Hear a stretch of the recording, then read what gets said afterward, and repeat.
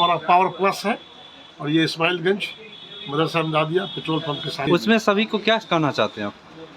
सबसे पहले तो धनतेरस और शुभ दीपावली की हम सबको शुभकामनाएं देंगे, तमाम लोगों को, दरभंगा वासियों को, तमाम लोगों को। और ये दुकान स्पेशली लास्ट वीक खुला है हमारा ये, और हमने इस पर स्पेशल डिस्काउंट रखा हुआ है और वेडिंग पैकेज पे हमने स्पेशल ऑफर भी रखा हुआ है।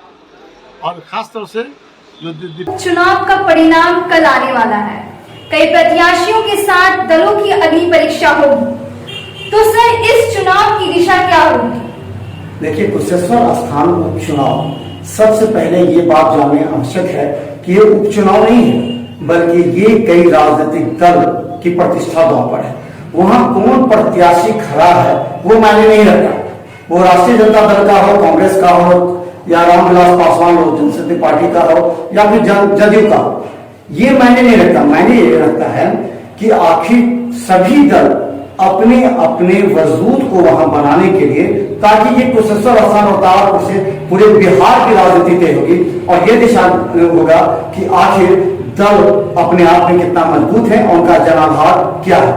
ये सबसे अहम सवाल है। और बता दें कि ये आने वाले समय, ये चुनाव इस बार का नहीं है, लेकिन आने वाले समय में विभिन्न विधानसभा चुनाव या फिर जो राजनीतिक जो साठगांठ होती है उसमें ये चुनाव बहुत मायने रखेगा। इसलिए इस बार का जो दिशा है, वो चुनाव में जिस सवाल पूछ रही है कि ये जो चुनाव है वो दिशा तय करेगा बिहार की राजनीति का, बिहार के गठबंधन का। तो जैसे जानते हो कि जो महागठबंधन टूट चुके हैं, कांग्रेस भी लड़ रहा है चुनाव, तो केवल कांग्रेस पार्टी है इस राजद के साथ, राजद अलग है, कांग्रेस अलग है। तो ये जो चुनाव है उसका जो रिजल्ट कल आने वाला है 2 तारीख को, यानी जो होगा वो 12 बजे तक आ जाएगा। इसमें ये तय करेगा बिहार की राजनीति की दिशा, ये तय करेगी ये चुनाव। इस चुनाव में महागठबंधन तो रहा नहीं, लेकिन विपक्षियों की क्या स्थिति है? देखो बताते हैं विपक्षी की क्या स्थिति है। राष्ट्रीय जनता दल के तेजस्वी यादव का भी जो है इस बार भाग्य दांव पर लग गया है, क्योंकि हमेशा नीतीश कुमार के खिलाफ बोलते आए हैं। लालू प्रसाद यादव को उन्होंने चुनाव मैदान में उतार ही दिया, जबकि उनकी तबियत ठीक नहीं है, अस्वस्थ रहते हैं वो।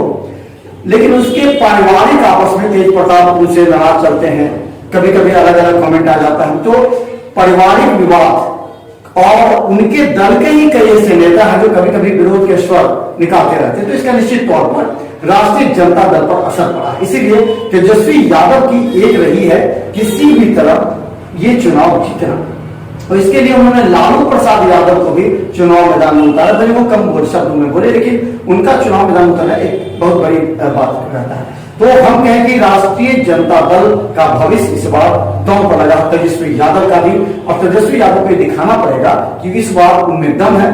अगर राजद जीतती है तो आने वाले समय में जो महागठबंधन का आकार बनेगा उसमें निश्चित तौर पर राष्ट्रीय जनता दल अपनी मजबूत दावेदारी पेश करेगी कि बिहार में वो अकेला पार्टी है और सभी को वो कुछ कुछ सीट देकर महागठबंधन को तैयार करेगी। तो ये एक बहुत बड़ी बात है। और कांग्रेस अलग हो चुका है, कांग्रेस ने साफ कर दिया कि वो सभी सीटें पर अकेले चुनाव लड़ेगी।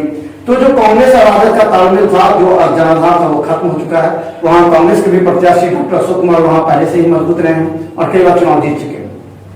तो ये जो महागठबंधन है वो पूरी तरह ध्वस्त हो चुका है और इससे निश्चित तौर पर आने वाला चुनाव में ही नहीं, राजनीति में भी एक बड़ा गैप उत्पन्न होगा। के साथ मुख्यमंत्री की भी प्रतिष्ठा दांव पर है। क्या हो सकता है भविष्य का परिणाम? इसके बाद तो हम बता देते हैं कि मुख्यमंत्री नीतीश कुमार इस बार के जिस तरह तेजस्वी यादव उन पर आरोप लगाते रहे हैं, तेजस्वी यादव बार बार बोलते रहे हैं कि मुख्यमंत्री पूरी तरह भ्रष्ट हैं, मुख्यमंत्री का पूरा जो अफसरशाही है उन्होंने कल भी हम दिखाते हैं। इस खबर के बाद आप देखिए किस तरह तेजस्वी यादव ने आरोप लगाया। तो एक बहुत बड़ा सवाल होता है कि आखिर मुख्यमंत्री नीतीश कुमार ने अपने सभी सिपह सालारों को उतार दिया है कुशेश्वर स्थान चुनाव में।